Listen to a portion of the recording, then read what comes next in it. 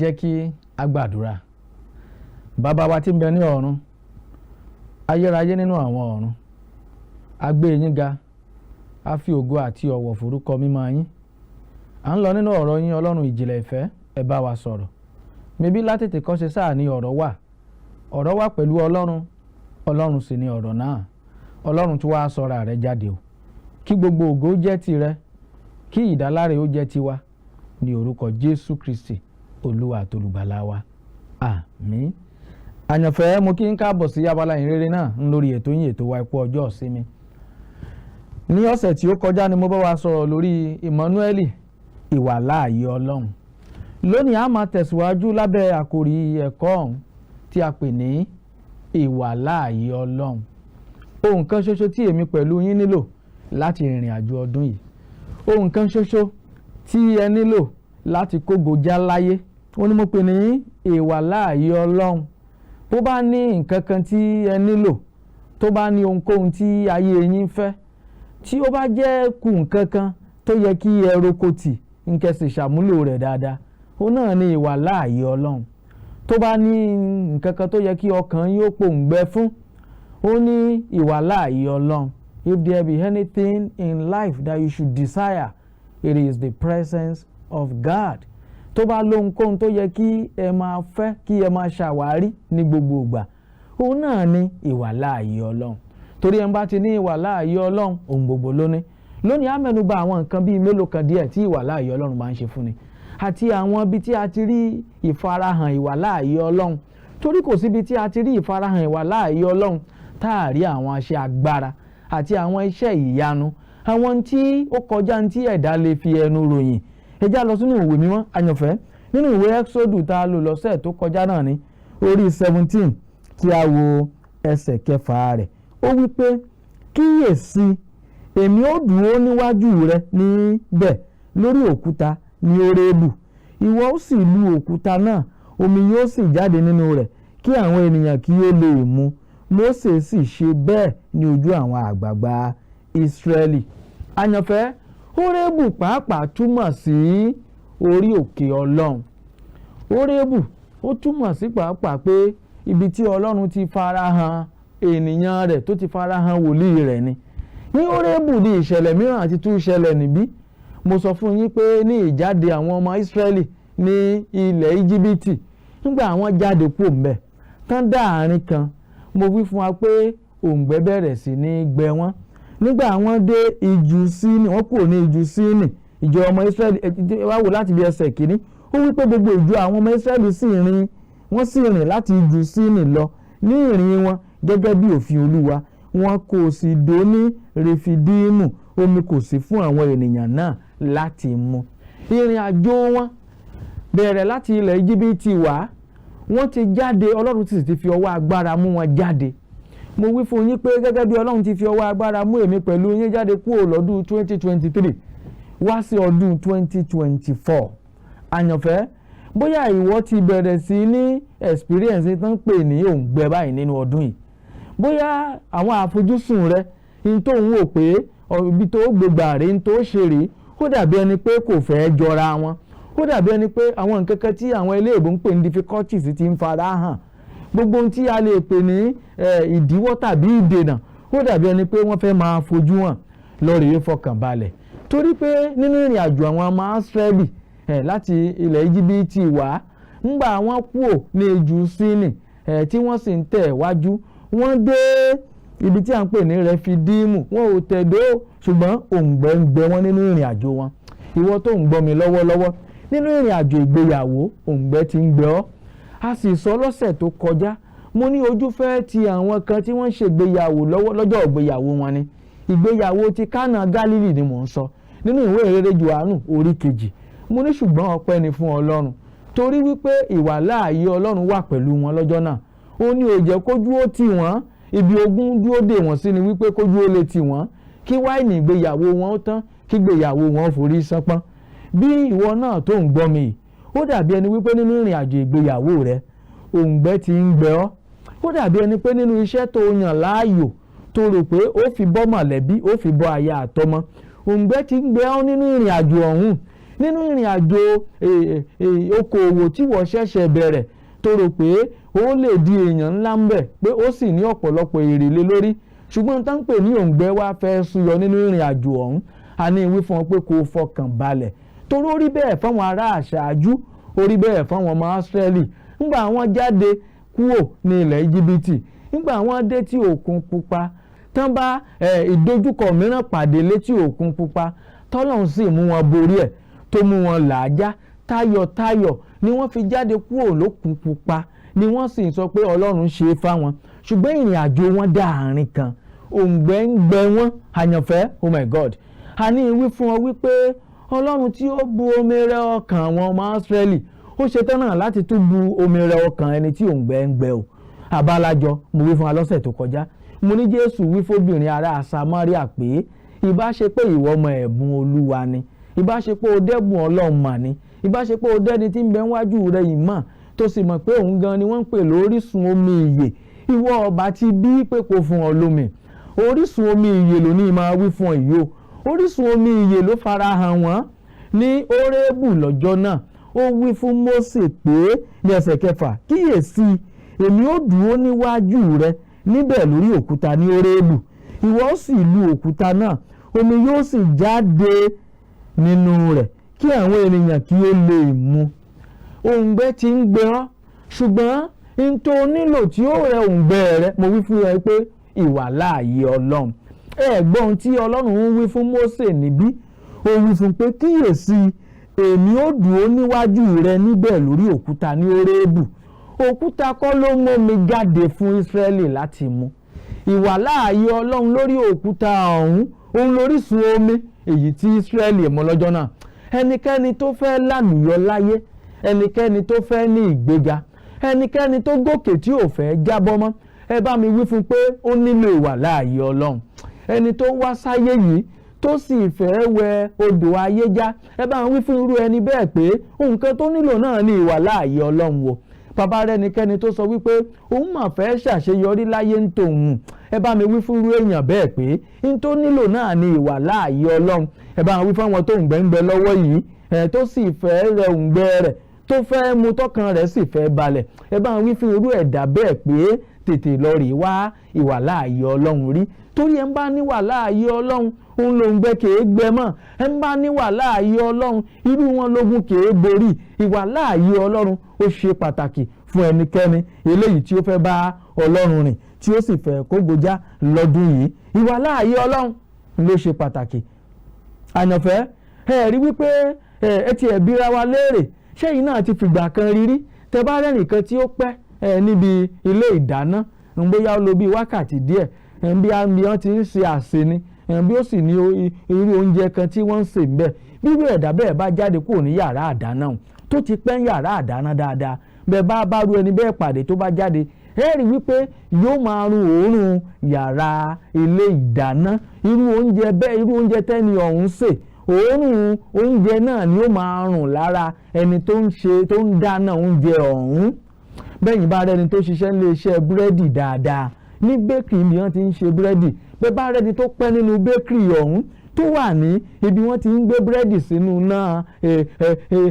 iná tó sì ń kó búrẹ́dì jáde bírú ẹni bẹ́ẹ̀ bá jáde kúrò nílé iṣẹ́ búrẹ́dì bí ò bá tí ì wẹ̀ bẹ́ẹ̀ bá pàdé rẹ̀ ẹ rí wípé òórùn tẹ máa gbọ́ lára rẹ̀ ni wípé òórùn ilé iṣẹ́ búrẹ́dì ẹ ti mọ̀ pé ibi wọ́n ti ń ṣe búrẹ́dì lẹ́ni yìí ti jáde wá àyànfẹ́ bẹ́ẹ̀ bá rẹ́ni kẹ́ni tó jẹ́ wípé ó pẹ́ níbi wọ́n ti ń po ọtí pọ̀ tó jẹ́ ilé ọtí ni tí wọ́n sì ń mu dáadáa bírú ẹni bẹ́ẹ̀ bá jáde bẹ́ẹ̀ bá pàdé bí ò bá tí ì wẹ̀ òórùn ọtí lẹ́ẹ̀ máa gbọ́ lára rẹ̀ bẹ́ẹ̀ bá rẹ́nìkan tó jókòó láwùjọ bí wọ́n ti ń mu sìgá bóun pẹ̀lú òtílẹ̀ mu sìgá ọ̀hún ẹ rí wípé tó bá pẹ́ láàrin wọn dáadáa bó bá jáde òórùn tí ó máa jáde lára rẹ̀ àtàṣọ rẹ̀ òun náà lòórùn sìgá bàbá rẹ̀ ni tó pẹ́ níwájú Ọlọ́run tó jókòó níbi tí a pè ní ìwàláàyè Ọlọ́run if you see somebody who tarry long in the presence of God nígbà tí ó bá jáde wá òórùn tẹ́ máa gbọ́ lára rẹ̀ òun ni òórùn ìwàláàyè Ọlọ́run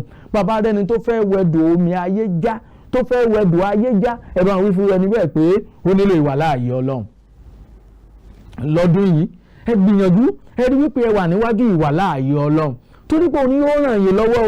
Ìwàláàyè Ọlọ́run ló ràn Ísírẹ́lì lọ́wọ́ láàrin yìí. òǹgbẹ ń gbẹ wọ́n ṣùgbọ́n ìwàláàyè Ọlọ́run fún wọn lómi mu. gbogbo ẹni tí òǹgbẹ ọmọ ń gbẹ tó fẹ́ bímọ tó ń wò pé níjọ́ wo gan lèmi náà ó gbọ́mọjò wò ó ṣàwárí ìwàláàyè Ọlọ́run lọ́dún yìí torí pé ìwàláàyè Ọlọ́run a máa fúnni lọ́mọ. ẹ̀rí ń ta wí fún Màríà ìyá Jésù ni ńgbà ọ̀rọ̀ Ọlọ́run bẹ̀ wò tí ìwàláàyè Ọlọ́run ń bọ̀ wá bá áńgẹ́lì Ọlọ́run tí à ń pè ní Gabriel oníròyìn ayọ̀ ó dọ́dọ̀ rẹ̀ wí fún wípé alábùkún ni fún ọ láàrin àwọn obìnrin àyànfẹ́ torí pé ìwàláàyè Ọlọ́run padà bọ̀ wá bẹ̀ Màríà wò nígbà ìwàláàyè Ọlọ́run sì dé ohun mímọ́ tó tinú rẹ̀ jáde wá Jésù la porúkọ rẹ̀ Emmanuel ìtumọ̀ èyí tó wípé Ọlọ́run wà pẹ̀lú wa Ọlọ́run wá bá àwọn ènìyàn rẹ̀ gbé Ọlọ́run pàápàá ó wá gbénu Màríà Ọlọ́run pàápàá ó wá dàpọ̀ mọ́ Màríà Ọlọ́run pàápàá ó farahàn fún Màríà Màríà pẹ̀lú mọ̀ wípé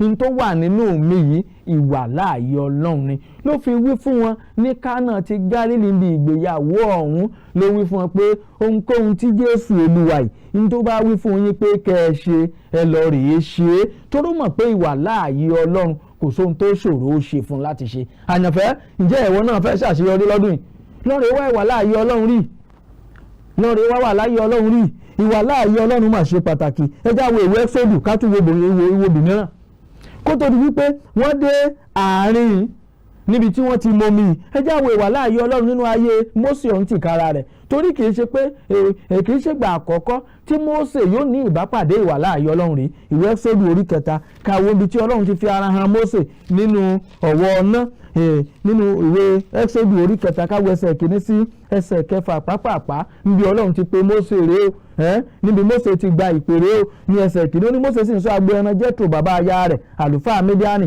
ó sì dá agbo ẹran lọ sí apá ẹ̀yìn ejù ó sì dé Órébù òkè Ọlọ́run. mo wí fún yín lẹ́ẹ̀kan pé Órébù pàápàá ni wọ́n ń pè ní òkè Ọlọ́run. ẹ rí wípé oh my God bàbá màmá ó ṣe pàtàkì láti wá ibi tí Ọlọ́run wà rí o ó ṣe pàtàkì kí ìwọ pẹ̀lú ó ní ìwàláàyè Ọlọ́run. ọ̀pọ̀lọpọ̀ èèyàn ìdí tíṣẹ́ òfin lọ déédéé fún wọn ni wípé ibi Ọlọ́run ò sí gan ibi wọn wà gan ìwàláàyè Ọlọ́run ò sí ńbẹ̀. yẹ ìgbé ayé rẹ wò ǹjẹ́ ìwàláàyè Ọlọ́run wà nínú ayé rẹ bí? yẹ iṣẹ́ rẹ wò ǹjẹ́ ìwàláàyè Ọlọ́run wà ńbẹ̀ bí? yẹ ìgbéyàwó rẹ wò ǹjẹ́ ìwàláàyè Ọlọ́run wà ńbẹ̀ bí? torí bí ò bá ti sí ìwàláàyè Ọlọ́run bẹ́ẹ̀ rúdurùdu ní gbé bẹ́ẹ̀ ẹ̀rí tó ṣẹlẹ̀ níbẹ̀rẹ̀ pẹ̀pẹ̀ ni ńgbà Ọlọ́run dá ayé àti ọ̀run wọ́n wí fún wa wípé ayé sì wà ní jújù ó sì ṣófo ó ní òkùnkùn sì bo ibú ó ní ẹ̀mí Ọlọ́run wá bẹ̀rẹ̀ sí ní rábàbà lórí omi. ńgbà wá dẹsẹ̀ kẹta ọdún Ọlọ́run sì wí pé kí ìmọ́lẹ̀ kí ó wà ìmọ́lẹ̀ sì wà. mọ̀ tán pè ní ìmọ́lẹ̀ ni ìwàláàyè Ọlọ́run. bẹ́ẹ̀ bá ka ìwé Jòhánù orí 1 bẹ́ẹ̀ bá bẹ̀rẹ̀ láti ẹsẹ̀ 1 síwájú ló wí fún wa wípé látètè kọ́ṣe ni ọ̀rọ̀ wà pẹ̀lú Ọlọ́run Ọlọ́run sì ni ọ̀rọ̀ náà ó wá ṣàlàyé rẹ̀ dáhàní kan ó wí wa wípé ọ̀rọ̀ náà ni ìmọ́lẹ̀ ó ní ìmọ́lẹ̀ náà mọ́lẹ̀ tó bẹ́ẹ̀ tó kúkú ò sì lè borí ẹ̀. níbi ìwàláàyè Ọlọ́run bá ti wà òkùnkùn kìí ráàyè torí ìwàláàyè Ọlọ́run jẹ́ ìmọ́lẹ̀. iṣẹ́ tí ò lọ déédéé àìsí ìwàláàyè Ọlọ́run bẹ́ẹ̀ ni. ìgbéyàwó tó forí sẹ́pọ̀n yẹn àìsí ìwàláàyè Ọlọ́run bẹ́ẹ̀ ni. àyànfẹ́ torí náà Órébù òkè Ọlọ́run ni. Mósè pàápàá ó ti wá understand ńgbà tó dá àárín kan nínú ìrìn àjò rẹ̀ láti wá rí wípé lóòrèkóòrè lọ́lọ́run wá ń bá wọn pàdé ní Órébù torí pé ó jẹ́ òkè Ọlọ́run. ní ẹsẹ̀ 2 ó ní áńgẹ́lì Olúwa sì farahàn ní àlọ́ iná àti inú àárín ìgbẹ́ òun sì wò ó sì kíyèsí iná ń jó ìgbẹ́ kò sì run.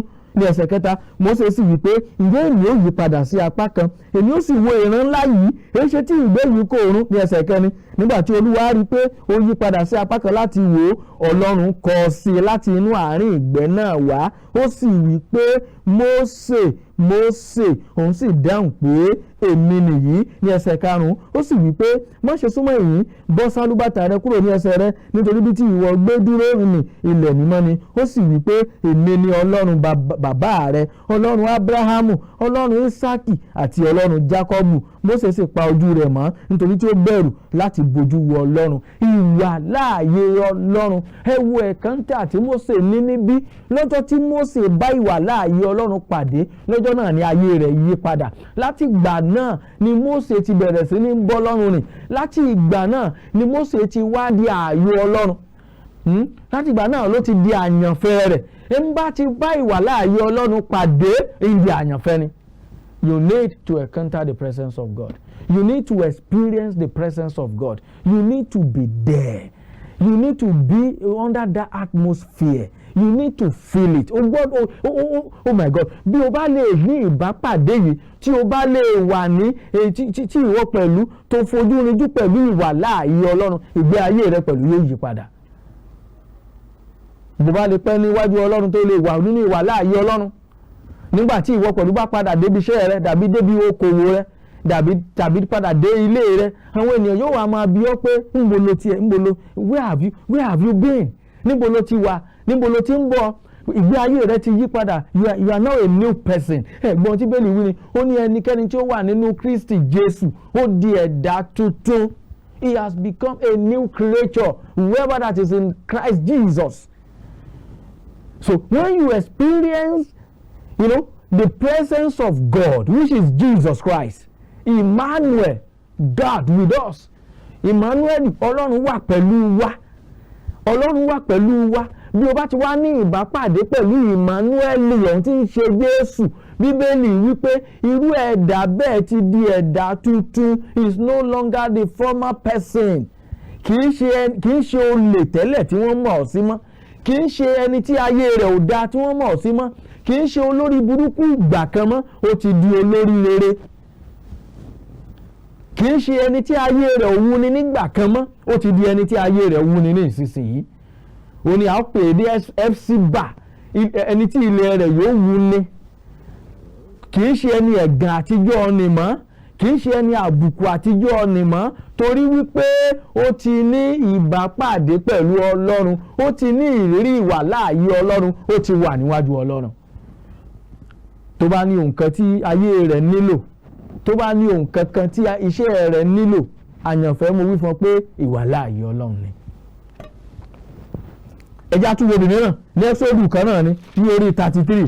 Ẹja wo ẹ́písódù orí 33 káwọ ẹsẹ̀ kìíní sí ẹsẹ̀ kẹta. Nígbà Ọlọ́run ń ṣèlérí fún wọn, àyànfẹ́ bí ìwọ pẹ̀lú bá máa délẹ̀ ìlérí, oh my God, bó o bá ní ṣubú lójú ọ̀nà, oh my God, tó jẹ́ wípé ó padà délé ìmúṣẹ ìlérí rẹ, ohun tó nílò láti jẹ́ ó ṣeé ṣe òun náà ni ìwàláàyè Ọlọ́run, the presence of God.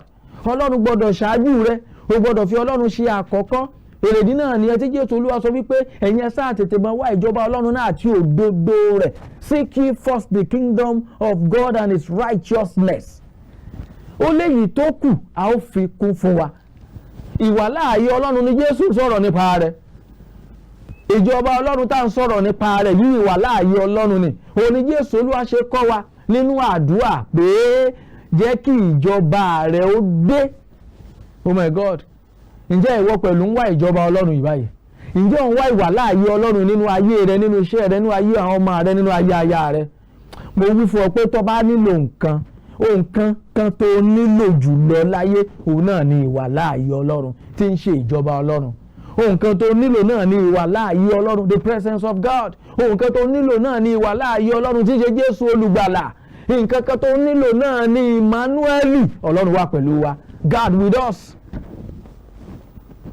Ohun kan tó nílò náà nìyẹn.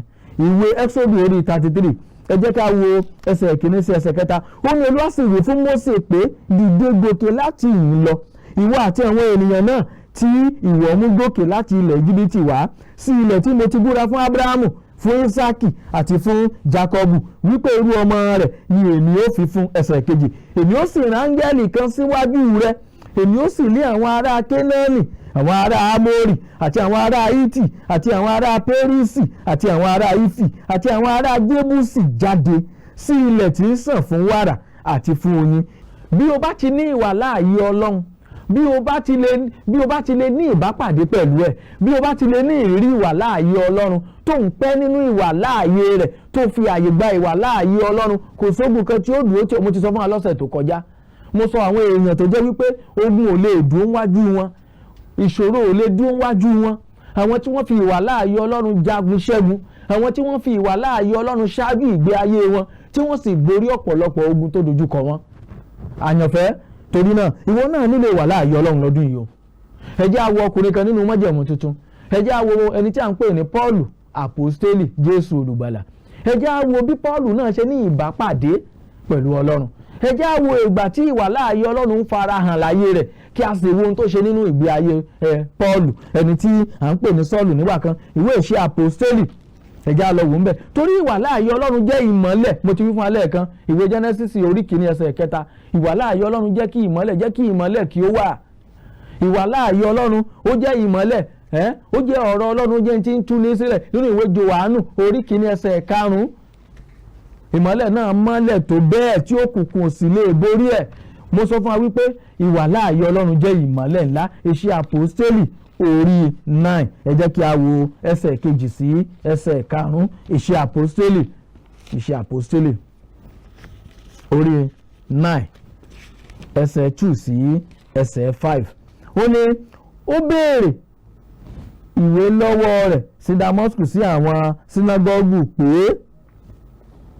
bí òun bá rí ẹnikẹ́ni tí ń bẹ ní ọ̀nà yìí, ìbá ṣe ọkùnrin tàbí obìnrin, kí òun kí ó lè mú wọn ní dídè wá sí Jerúsálẹ́mù. Ó sì ṣe bí ó ti ń lọ, Sọ́ọ̀lù là ń sọ̀rọ̀ ń parẹ́ yìí, ó sì ṣe bí ó ti ń lọ, ó sì súnmọ́ Damasku lójijì láti ọ̀run wá, ìmọ́lẹ̀ sì mọ́lẹ̀ yí ká. Ẹsẹ̀ 4, ó sì ṣubú lulẹ̀, ó gbọ́ ohùn tí ó fọ̀ sí pé Sọ́ọ̀lù, Sọ́ọ̀lù, èéṣe tí ìwọ fi ń ṣe inúnibíni sí mi? Ní ẹsẹ̀ 5, ó sì wí pé ìwọ ta ni, Olúwa? Olúwa sì wí pé èmi Jésù ni ẹni tí ìwọ ń ṣe inúnibíni sí. Ohun ìrora ni fún ọ láti tàpá sí ẹ̀gún. Àyànfẹ́, Sọ́ọ̀lù gẹ́gẹ́ bí ìṣe rẹ̀, ó ń lọ lójú ọ̀nà Damasku, ó ti lọ gbàwí àṣẹ. Àwọn kìrìsìtẹ́nì tóun bá pàdé kóun ó lè ṣèkọlù sí wọn bí ti máa ń ṣe látẹ̀yìnwá lọ. Ṣùgbọ́n lọ́jọ́ yìí, lọ́jọ́ tá à ń sọ̀rọ̀ pa rẹ̀ yìí, Sọ́ọ̀lù ní ìrírí ìwàláàyè Ọlọ́run. Ó bá Ọlọ́run pàdé lójijì ní ẹsẹ̀ 3. Ó ní ó sì ṣe bí ó ti ń lọ, ó súnmọ́ Damasku lójijì láti ọ̀run wá, ìmọ́lẹ̀ sí ìmọ́lẹ̀ yí ká. Mo wí fún yín pé ìwàláàyè Ọlọ́run ni ìmọ́lẹ̀. Ènìyàn kì í sì ṣe alábàápàdé ìmọ́lẹ̀ káyé rẹ̀ tún rí bákan náà mọ́. Ènìyàn kì í ṣe alábàápàdé ìmọ́lẹ̀ kí irú ẹni bẹ́ẹ̀ tún ṣorí burúkú mọ́. Rárá, kò ṣeé ṣe. Ìwàláàyè Ọlọ́run ló nílò. Ọmọ rẹ tí ò gbọ́ràn sí ọ lẹ́nu yẹn, ọmọ rẹ tó ń ṣe jàgídíjàgan kiri, tí ń kẹ́gbẹ́ kiri yẹn, ìwọ fi pé ìwàláàyè Ọlọ́run sáyé rẹ̀. Gbé ayé rẹ̀ sínú ìwàláàyè Ọlọ́run, nínú ọ̀rọ̀ Ọlọ́run, nínú àdúrà. O ò ṣe pé ìwàláàyè Ọlọ́run sínú ayé rẹ̀, torí ìwàláàyè Ọlọ́run jẹ́ ìmọ́lẹ̀ ńlá. Bíbélì wípé àwọn ẹni tó jókòó ní òkùnkùn rí ìmọ́lẹ̀ ńlá. Those that sat in darkness saw great light. Ènìyàn kìí sì ṣe ní ìbápàdé ìmọ́lẹ̀ káyé rẹ̀ kò tún wà ní ojú kan náà. Ó wá nígbà ó wá ní ìwàláàyè Ọlọ́run ẹgbọ́, ó ṣubú lulẹ̀, ó sì wá ń béèrè wípé ta ni ó, torí òun kan tí òun jáde wá wípé Sọ́ọ̀lù, Sọ́ọ̀lù, ó ṣe tí òfin ṣe inúnibíni sí mi. Sọ́ọ̀lù bá Jésù pàdé, ayé rẹ̀ sì yí padà. Láti ìgbà náà ni oore ọ̀fẹ́ ti wá tó fún Pọ́ọ̀lù, torí ìwàláàyè Ọlọ́run ó já sí oore ọ̀fẹ́ ńlá. Ó já sí orí ọ̀fẹ́, èmi lè ṣohun gbogbo nípasẹ̀ Kristi ẹni tí ń fi agbára fúnni. Orí ọ̀fẹ́ ńlá ni. Ẹ já wo ìwé Kọ́ríńtì kejì orí 12, Kọ́ríńtì kejì orí 12, ká wo ẹsẹ̀ 9 rẹ̀.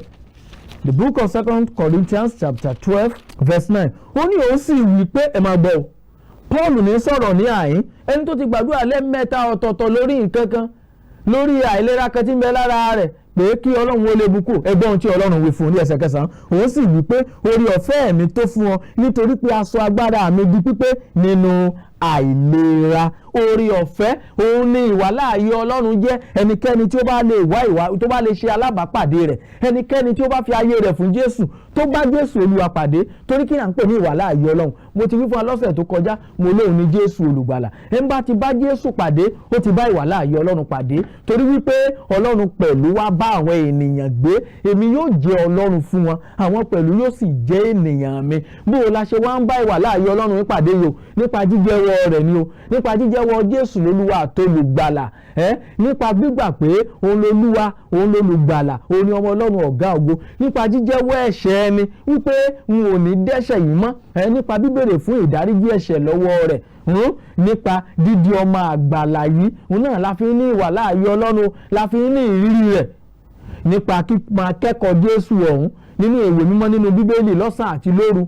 Bí o bá ti lè pẹ́ nínú Bíbélì, mi ò fẹ́ kẹ́ ẹ ṣì mí gbọ́ o, tí n bá ní kẹ́ ẹ pẹ́ níwájú Ọlọ́run, pé mo fẹ́ kẹ́ ẹ máa pẹ́ nínú ìwàláàyè Ọlọ́run, kò túmọ̀ sí pé mo sọ wípé kẹ́ lọ rèé máa pẹ́ ní ṣọ́ọ̀ṣì, ṣùgbọ́n mò ń sọ wípé mo fẹ́ kí ẹ máa dúró pẹ́ nínú ìwàláàyè Ọlọ́run. Nínú ìwàláàyè Ọlọ́run ọ̀hún, àkókò tẹ́ ẹ máa fi kẹ́kọ̀ọ́ Bíbélì, ó lè jẹ́ lóru o, ó lè jẹ́ lọ́sàn-án o, tí òfin nípa ṣe ẹ̀yin lára. Ẹ rí wípé bí ẹ bá ti ń pẹ́ nínú ọ̀rọ̀ Ọlọ́run sí, lẹ̀ ń dàgbà nínú ìwàláàyè rẹ̀. Bí ẹ bá ti lè máa yin Ọlọ́run tó, ó lè jẹ́ lóru ògànjọ́, ẹ̀yin ẹ rí wípé nínú ìwàláàyè Ọlọ́run, nínú orin ìyìn àti ìsìn, ẹ pẹ́ níwájú rẹ̀ dáadáa nínú ìwàláàyè Ọlọ́run nù.